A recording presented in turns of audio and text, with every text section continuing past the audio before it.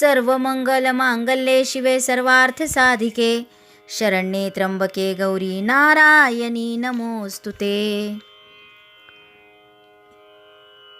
नवरात्र तिसरा दिवस। आज देवी चंद्रघंटा हिची साधना केली जाते। चंद्रघंटा देवी ही आदिशक्तीचे तिसरे रूप आहे। नवरात्रात हिचे तिसऱ्या दिवशी पूजन होते। चंद्रघंटा म्हणजे ज्याला घंटासारखा अर्धा चंद्र आहे, तिचा तिसरा डोळा सदैव खुला असतो। हिला वृक्षवाहिनी चंद्रिका म्हणून ओळखले जाते। ह्या जगदंबेच्या कृपेने, शौर्याने आणि धैर्याने लोकांना ही जगदंबा पुरस्कृत करते।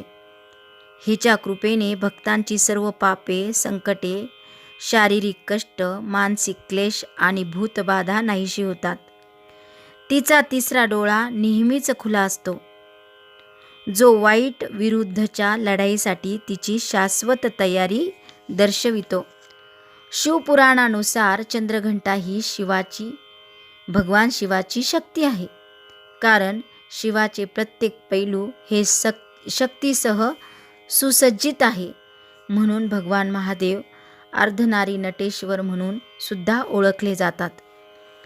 पार्वती मातेचा आणि भगवान शिवाचा जेव्हा विवाह झाला, त्यावेळी विवाह झाल्यानंतर माता पार्वती आणि शिव ज्यावेळी कैलासावर जात असतात, त्यावेळी माता पार्वती शिवाला प्रार्थना करते की आपण कैलासावर जाण्यापूर्वी मागील जन्माचे जे कर्म आहे, ते कर्म मला पूर्ण करायचे, त्यासाठी आपण काशी क्षेत्री चलावे अशी विनंती करते। तेव्हा भगवान महादेव माता पार्वतीला घेऊन काशी क्षेत्र या ठिकाणी येतात आणि नंदीला व इतर गणांना कैलास पर्वतावर जाण्याची आज्ञा देतात। काशी क्षेत्री आल्यानंतर माता पार्वती आणि शिव काशी विश्वनाथाच्या मंदिरात थांबतात आणि तिथून मणिकर्णिका घाटावर येतात, जिथे मागील जन्मात सतीचे कुंडल पडलेले असते, ते शक्तिपीठामध्ये रूपांतर झालेले असते। त्या शक्तिपीठाला पूर्णत्व प्राप्त करावे यासाठी माता पार्वती तिच्या कानातील एक कुंडल त्या शक्तिपीठाला अर्पण करून ते शक्तिपीठ संपूर्ण करतात। आणि तिथे त्यावेळी दक्ष प्रजापती आणि प्रसूती, जी तिची अगोदरच्या जन्मात आई असते, हे दोघेही तिथे त्या मणिकर्णिका मंदिरात येतात। आपल्या पित्याची आपल्यामुळे ही दशा झाली हे पार्वतीला कळते आणि ती भगवान शिवाला वारंवार प्रार्थना करते की माझ्या या पित्याचा तुम्ही उद्धार करा। त्यावेळीस भगवान शिव दक्ष प्रजापतीचा उद्धार करतात आणि उद्धार केल्यावर दक्ष प्रजापतीला पूर्वीप्रमाणे आपले मस्तक मिळते आणि तो भगवान शिवाला लोटांगण घालून सांगतो की इथून पुढे माझे सर्व जीवन तुमच्या नामस्मरणासाठीच असेल, अशी ग्वाही देतात। आणि नंतर माता पार्वती आणि शिव हे कैलास पर्वतावर येतात। कैलास पर्वतावर आल्यानंतर भगवान शिव माता पार्वतीला आपली वामांगी म्हणून स्वीकारतात, कारण का की मागील जन्मामध्ये सतीने प्रभू श्रीरामचंद्राची परीक्षा घेतलेली असते आणि परीक्षा घेताना तिने माता लक्ष्मीचे रूप धारण केलेले असते।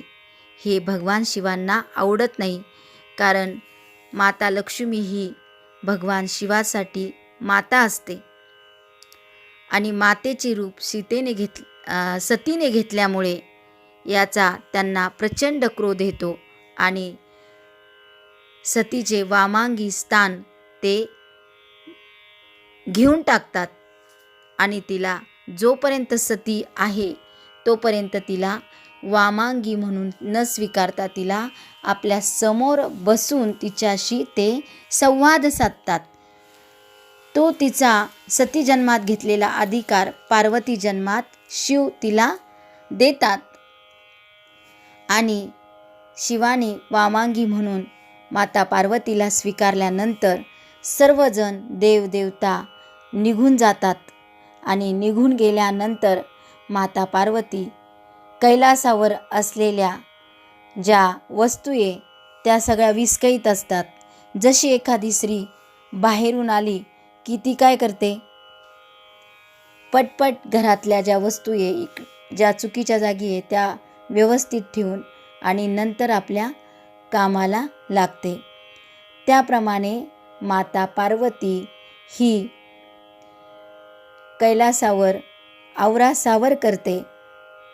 अशा वेळी तारकासुराला प्रश्न पडतो की आपल्या मृत्यूला जन्म देणारी आता कैलासावर आलेली आहे, तिचा आपण वध करणे जरुरीचे आहे, नाहीतर तारकासूर याचा मृत्यू निश्चित आहे. अशा वेळेस माता पार्वती ज्या वेळेस आवरासावर करत असते त्यावेळी तारकासूर जातकसूर नावाच्या एका राक्षसाला माता पार्वतीचा वध करण्यासाठी पाठवतो आहे. जातकसूर हा वटवाघळाचं रूप घेतो आणि माता पार्वतीला मारण्याचा प्रयत्न करतो. माता पार्वती ही घाबरून जाते आणि शिवाजवळ येते. भगवान शिवही तिथे ध्यानस्थ झालेले असतात. ध्यानस्थ झालेले पाहून शिवाची शक्ती पार्वतीला मदत करते. मग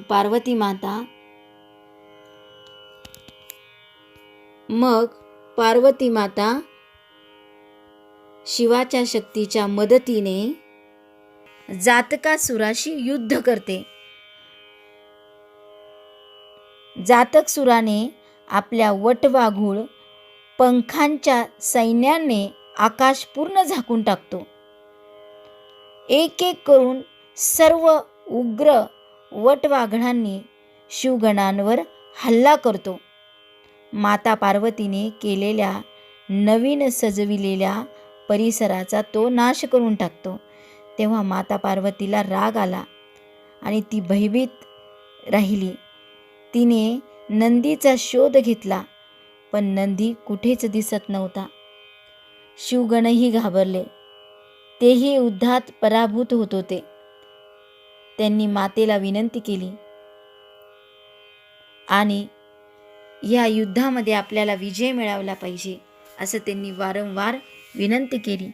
अशा वेळेस भगवान शिव हे ध्यानस्थ असतात आणि ध्यानस्थ असताना त्या शिवाची शक्ती पार्वतीमध्ये प्रवेश करते आणि पार्वती मातेला आंतरिक शक्ती मिळाल्यामुळे ती त्या परिस्थितीशी लढायला तयार होते.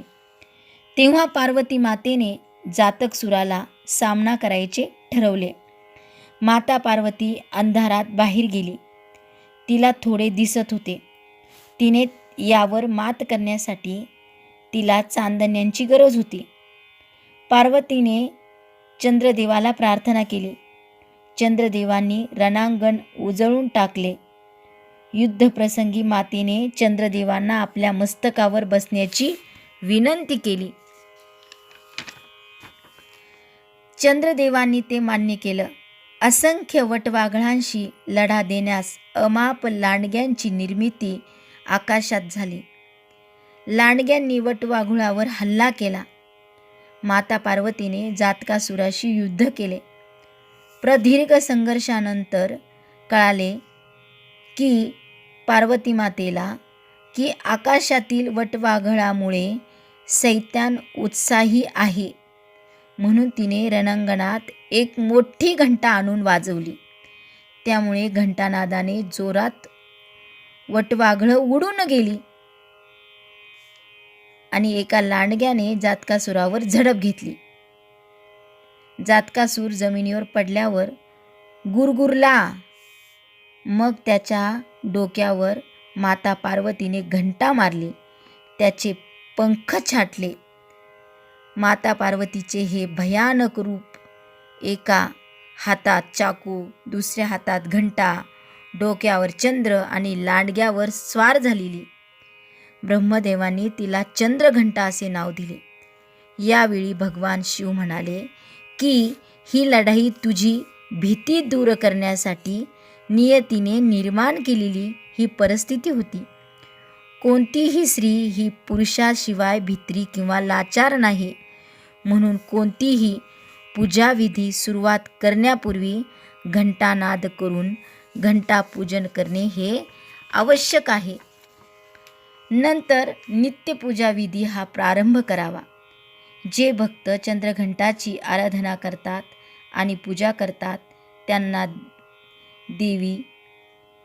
दैवी तेजाची आभा निर्माण करून देते. ही देवी दुष्टांचा नाश करण्यास सदैव तयार असते, परंतु भक्तासाठी दयाळू आहे, जी शांती समृद्धीचा वर्षाव करते. तिच्या आणि राक्षसांच्या युद्धादरम्यान तिच्या घंटाने निर्माण केलेल्या गडगडाट आवाजाने राक्षसांना अर्धांगवायू आणि स्तब्ध केले. ही नेहमी लढायला तयार असते. ती तिच्या भक्तांचा शत्रू नाश करायला सदैव सज्ज असते. भक्त हे शांत व समृद्धीत जगू शकतील. हिचे स्थान, ह्या जगदंबेचे स्थान मणिपुरात आहे. या देवीचे पूजन करताना पिवळे वस्त्र परिधान केले तर चांगलेच आहे. मिठाई किंवा खिरीचा नैवेद्य हिला अत्यंत आवडतो. मध हिला अर्पण करावा. अशा ह्या चंद्रघंटेची पूजा, नित्यपूजेच्या आधी चंद्रघंटेची पूजा होणे आवश्यक आहे. घंटा पूजन होणे आवश्यक आहे. घंटा पूजा जो करील तेथील वातावरणात असणाऱ्या ज्या अदृश्य शक्ती आहे त्यांना घंटानादामुळे बाहेर जाण्यास परवानगी मिळते. म्हणजेच निगेटिव्ह एनर्जी निघून जातात आणि पॉझिटिव्ह एनर्जी तिथे शिल्लक राहतात. म्हणून घंटापूजन करणे हे अगदी गरजेचे आहे. म्हणून देवी चंद्रघंटा हिची तिसऱ्या दिवशी उपासना करणे आवश्यक आहे. देवी चंद्रघंटेच्या पूजनामुळे भक्तांच्या जीवनातील नकारात्मक शक्ती दूर जाऊन सकारात्मक शक्तींना प्रवेश मिळतो. ही आदिशक्तीची कृपा आहे. देहि सौभाग्य आरोग्यम देहि मे परमसुखम रूपम देहि जयम देहि यशो देहि दिशो जहि.